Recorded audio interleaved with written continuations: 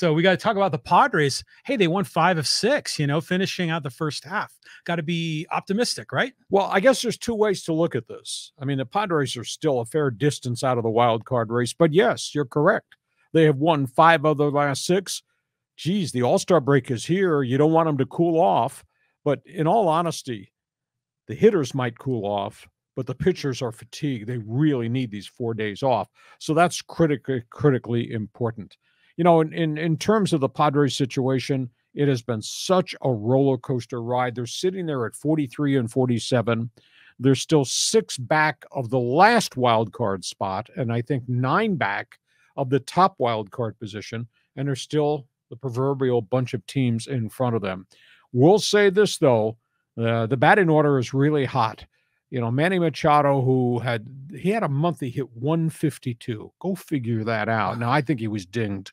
He's not talking about it. There was a hand issue. There was a back issue. But he is swinging the club right now. He's hitting 406 since July 1st. He's rolling. Tatis is hitting 400 in his last 9 games. He's got it dialed in. It's been a pretty good couple of months for Soto, and he's done very well. Bogarts, X-Man, is hurt. He's trying to grind through it. That wrist problem just continues to flare.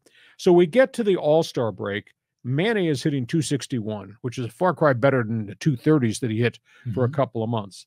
El Nino is hitting 288, and he's done well. Xander, the X-Man, is hitting 253. Soto has driven his average, pulled it up, kicking and screaming, 265. The thing that I find magical about the way these guys are swinging the sticks right now is that's a really dangerous batting order. And that's the most amazing thing. All of a sudden, pitcher gets a guy on base, and here comes a Fab Four. And if I'm a guy on the mound, I said, there's problem brewing here. If you don't get the 8th and 9th and leadoff guys out, you're in big trouble because those guys are on the bases, and here comes the Fab Four.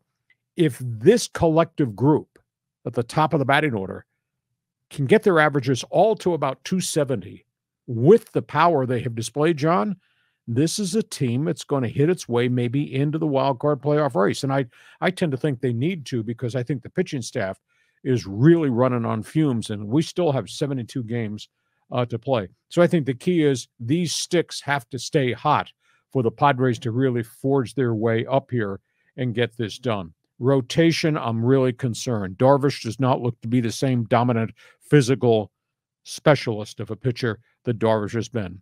Musgrove is rolling. Joe is 7-0 with a 1.70 ERA in his last 9 starts. You can't get any better than that, unless your name is Blake Snell. And Blake Snell has had 9 phenomenal starts. I went through and did a check on this. Last 53 innings, he's given up 4 runs. Wow. 4 runs in 53 innings. Now, this isn't the guy that we saw at the beginning of this season. That's not the guy that we saw each of the last prior 2 seasons where he was horrible. Well, when your ERA is 7.00, that's bloody bad. But 53 innings, 4 runs allowed, only 22 hits. He's got 84 strikeouts, John, in 53 innings. This is the vintage Blake Snell we saw that year in Tampa when he won the Cy Young, and he was 21-5. So he has really done well. But I'm kind of concerned because Waka has thrown a chunk of innings. He's had shoulder flare-ups twice. Lugo has gone more innings now as a starter than he'd done collectively as a reliever, part-time starter with the Mets. I'd be worried about that. Morion, who's had this elbow flare-up, continues to be an issue in terms of how long can you throw him? Can you trust him? Will he stay healthy? Ryan Weathers has regressed to the point he can't get anybody out, not at Petco Park and not at AAA El Paso. They don't have a lot of other pitching. The bullpen, we're still holding our breath. Which Luis Garcia shows up, what happens with Suarez, who that's a long road back. There is no sighting of Drew Pomeranz. To me, Steven Wilson's had the bicep now, and it'll be post All-Star game before he's ready. There's an overuse factor that I think has got to scare a lot of people in the upstairs at Petco Park right now. Are they back in the race? Well, they won 5 of 6. Here's the key, and we're going to talk more about this in our Thursday podcast, John. Here's the key. They come out of the All-Star festivities in Seattle, 10 in a row on the road. Ooh. And they open at Philly, which is in a dogfight trying to save its season. And by the way, they got to go play Texas, as surprised a team as there is in the American League, who just beats the hell out of the ball. And they play those guys on the road, too, in Arlington. So they got a 10-game roadie right at the end, which I think is going to decide whether or not they're in the playoff race or if effectively their season is over before we get to the middle of July. So I think a tough 10-game road trip. So you hope the bats don't cool down, but I'll tell you, these 4 days off for the All-Star festivities got to help a fatigued pitching staff. So that's where they are. Stay hot, cool off.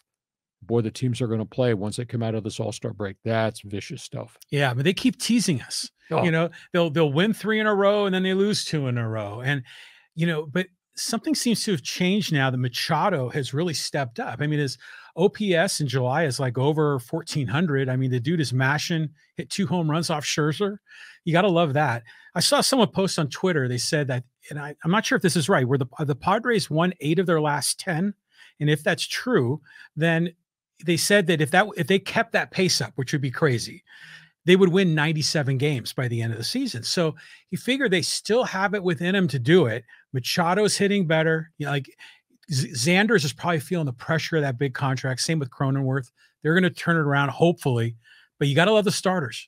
Yeah, you're right. Musgrove and Snell have been great. But I think Suarez and Wilson are going to be key for this going down the second half. You're ever the optimist. And by the way, could you please explain to me in 10 words or less why a guy talking Padre baseball is wearing a giant lid on our podcast? Because I always wear my Padre hat, but I figured, why not? It's an all-star break. I'll wear the Giants hat today. Okay, from